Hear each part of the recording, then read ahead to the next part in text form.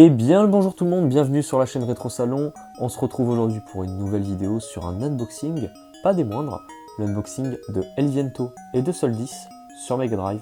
C'est parti.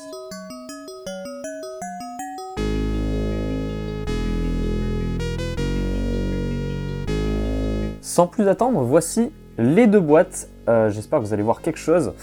Donc du coup, El Viento ici et Soldis juste là. El Viento, je ne l'ai jamais fait. Soldis, j'y ai joué très peu. Ce sont deux jeux du coup voilà en édition un petit peu collector qui sont ressortis chez Retrobit. Just for Games c'était à la distribution, en tout cas en France. On fera ça en live, sans plus attendre. Oui, c'est l'instant pub. Juste ici s'affiche bien sûr le lien pour la chaîne Twitch. N'hésitez pas à faire un petit tour. Mais c'est pas le sujet de la vidéo. Le sujet de la vidéo, c'est que contiennent ces boîtes. On va le voir tout de suite. J'ai pris le soin justement de pré-découper ces petits coffrets. Et sans plus attendre, nous allons les ouvrir. Alors je vais pas enlever le fourreau. Putain, on est vraiment sur des trucs très propres. Hop. Je vous montrerai plus en détail le fourreau juste après. D'abord on va s'attarder sur la boîte, comme ça je pourrais ranger ça. Bref, je fais ça dans l'ordre. Hop là, un peu dur à ouvrir par contre. Ok. Donc, la boîte. On est sur une petite boîte blanche, un peu étrange pour des boîtes Mega Drive européennes. Je me demande... Ok. Hop, voilà pourquoi. Hop. C'est un peu étrange, c'est parce qu'on a une jaquette réversible. Là c'est un peu plus Mega Drive pâle. Voilà, là, la boîte est quand même extrêmement belle, il n'y a aucun souci. La jaquette en l'occurrence. On est sur une très bonne qualité d'impression. Et je vais vous récupérer du coup de ce pas la boîte pour vous montrer. Donc, bon, j'ai enlevé la jaquette du coup. On a un petit certificat d'authenticité. Je possède donc le numéro 271 sur 3000. Comme je vous l'ai dit, très peu d'exemplaires. Nous avons un petit manuel au format japonais. Voilà. Qui est en papier glacé. Classique, un peu, c'est papier glacé presque photo. L'intérieur c'est un papier glacé normal. On est du coup voilà sur une notice sympatoche. Rien d'exceptionnel, si ce n'est un petit peu l'histoire du jeu. Tout est écrit en anglais et en japonais. Voilà, je vais vous montrer un peu. Par exemple, voilà. Là on a les stages et voilà, vous tournez quelques pages après. Vous avez tout en japonais. Je trouve ça vraiment très cool, sachant que c'est un jeu justement qui est sorti dans ces deux pays, pour Soldis en l'occurrence. Hop, je vais vous montrer la tronche du dernier petit truc qu'il y a en plus de la cartouche et du manuel. Il s'agit du poster de Soldis qui est dans une très grande qualité. J'ai pas envie de l'abîmer par contre. Vraiment très cool. Hein. On est sur du manga, littéralement. C'est très beau. Très fragile également. Hop. Alors, si j'arrive à le remettre comme il était, voilà. Donc avec le petit Soldis. Je crois que Soldis en plus... je crois que c'était Solface ou un truc comme ça, le nom au Japon. Je me souviens plus exactement, mais il s'appelait pas Soldis. La dernière étape pour ce petit coffret de Soldis, il s'agit bien sûr de la cartouche qui est beaucoup plus lourde qu'une cartouche de jeu Mega Drive classique. Enfin, je trouve en tout cas. Elle est vraiment bien plus lourde. C'est un peu impressionnant. Voilà, donc en petit effet Cosmos, plutôt sympa. Derrière, donc du coup, vous avez voilà, une étiquette avec le logo de Retrobit.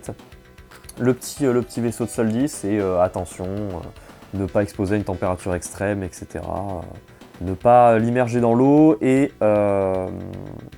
pour la protection de la cartouche, veuillez ranger la cartouche dans la boîte après utilisation ou si il n'y a pas d'utilisation. Et on a le petit logo Soldis, je ne sais pas si vous allez le voir, de toute façon ça sert à rien que je vous zoome ça puisque ça fait pas le point. Il y a des petits reflets, on va y arriver, des petits reflets dorés. Justement sur l'écriture de Soldis, ce qui est plutôt sympa. Voilà ce qui complète du coup cette petite boîte. Alors la boîte par contre est super dure, on a l'impression qu'on va la casser hein, quand on met la cartouche et quand on l'ouvre. J'ai pas envie de forcer non plus comme un bourrin. Je pense que ce que je ferai, c'est que pour cette cartouche-là, ainsi que celle de Elviento, je les mettrai à part. Je les mettrai pas dans la boîte pour les ranger. C'est ce que j'ai l'habitude de faire pour certaines consoles, pour certains jeux. En l'occurrence les cartouches, pour la Switch notamment, pour éviter d'aller justement ouvrir les boîtes toutes les 5 minutes. Je stocke les jeux à part. Hop. En l'occurrence à proximité de là où je joue, en l'occurrence de cette télé. Là la Mega Drive est débranchée de toute façon, j'ai commencé à ranger certaines choses. Vous avez pu peut-être le voir dans le décor juste derrière, dans la bibliothèque. J'ai dû malheureusement enlever quelques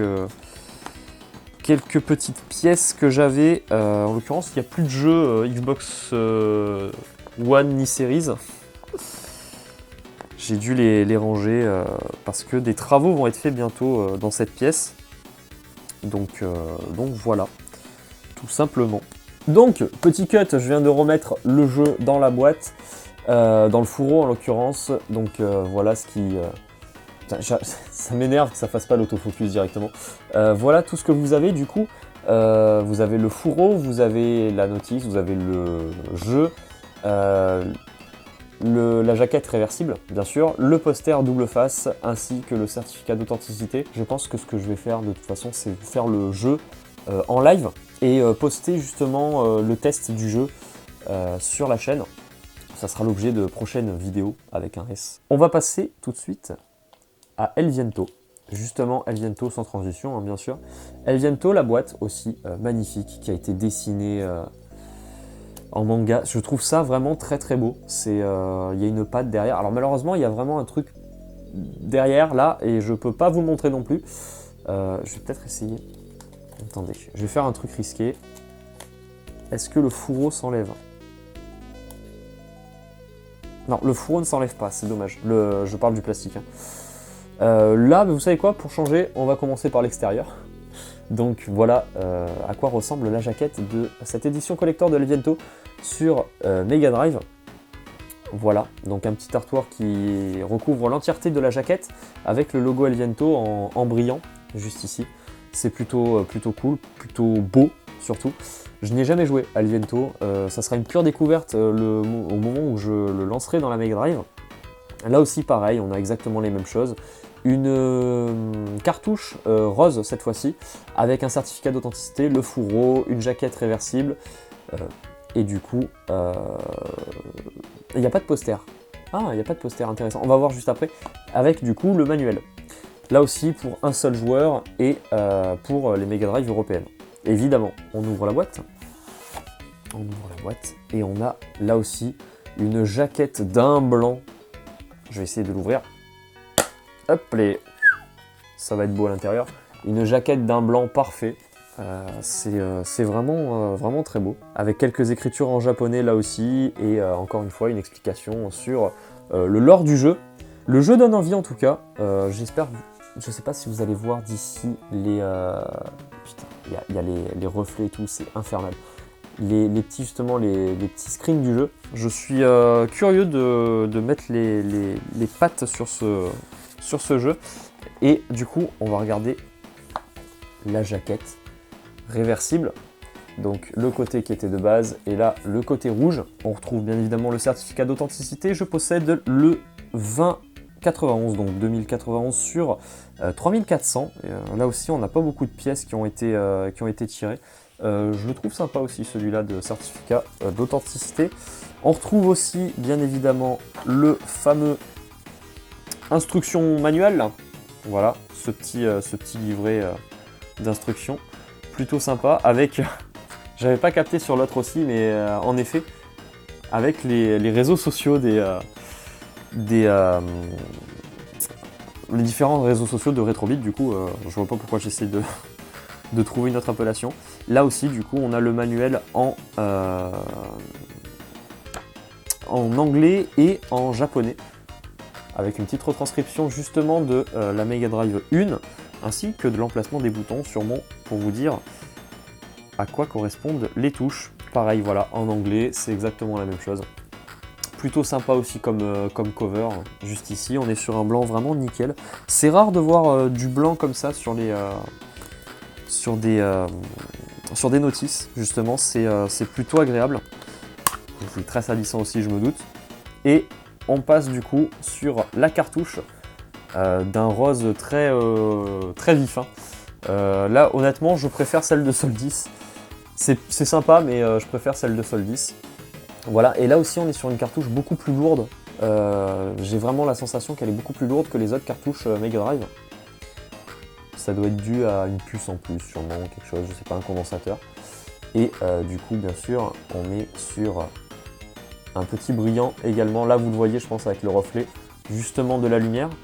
Et des écritures en japonais sous des cases manga. C'est plutôt sympa.